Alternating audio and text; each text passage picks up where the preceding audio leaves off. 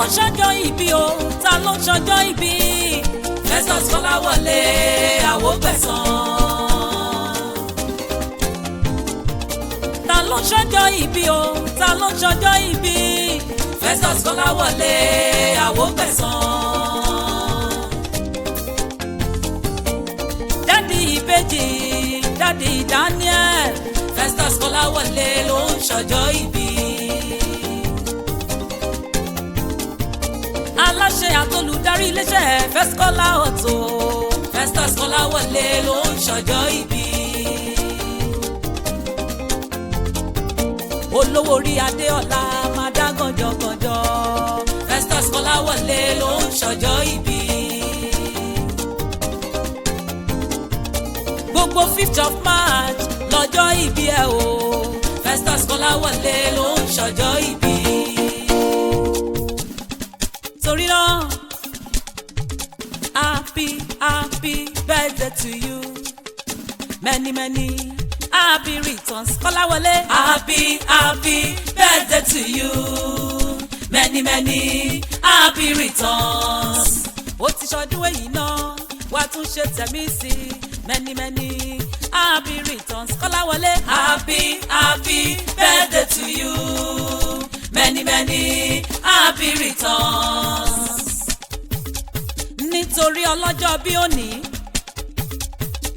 aya àtàtà Adéọlá pọ́nbẹ́pọ̀ rẹ̀ Èjìwùmí ẹ̀ àtàtà aláṣẹ àtolùdarí iléeṣẹ́ Twins Catering tó tún ta gold ní Baltimore Maryland ní USA ló ní kí n bá ń kọrin fún ẹ pé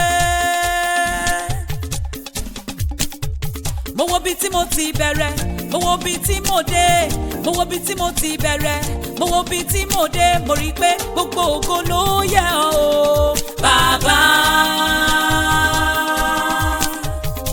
gbogbo ọlá ló yẹ ọ́ o bàbá gbogbo ògo ló yẹ ọ́ o bàbá gbogbo ọlá ló yẹ ọ́ o bàbá.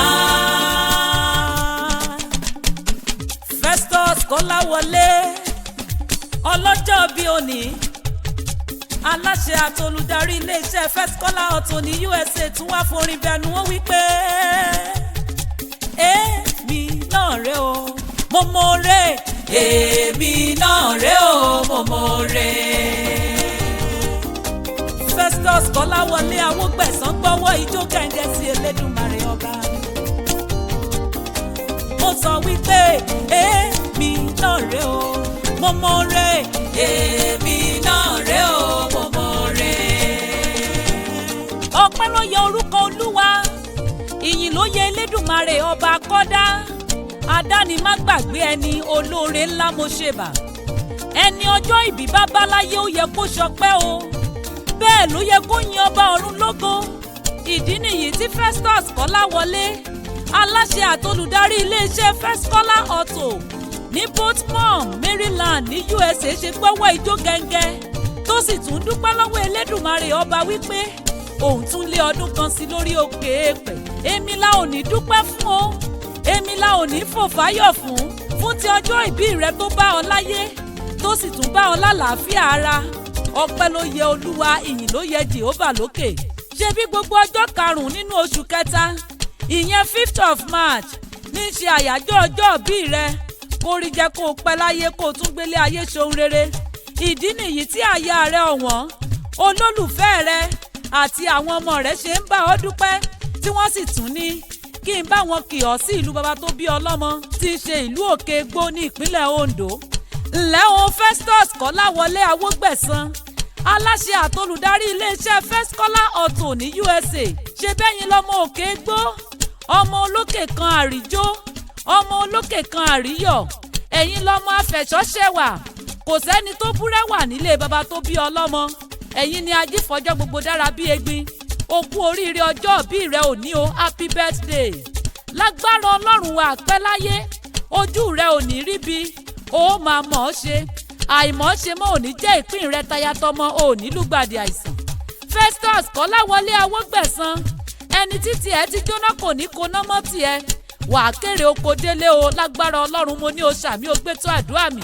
Festus Kọ́láwọlé ọlọ́jọ́ bí òní olówó orí adéọlá òkè ló wà yí o òní jábọ́ ayé òní tú ọ dá òní kàgbákò nídìí iṣẹ́ tí òun ṣe ayé òní mú ọ owó ni yóò máa wá ọ òní wówó tì.